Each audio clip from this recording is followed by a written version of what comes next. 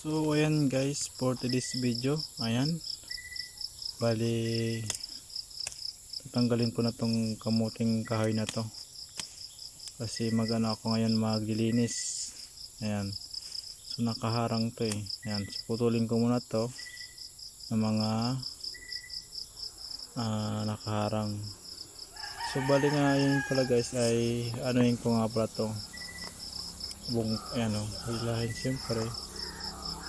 Ayan, so meron nga pala siya guys na unod, ayan o, medyo mahaba na.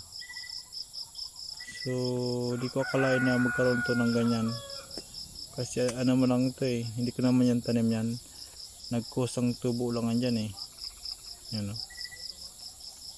So meron din pala ng ganon, kahit hindi mo tanimin ay yun, tumutubo. So ayan o, bali ano nga dyan, kung sa ano ba ay kusa lang yan ang tumubo. So alisin ko kasi nakaharang. Ayan, so yun, pag alis ko mayroon palang unod, ayan o. So medyo malaki na rin, parang matigas na.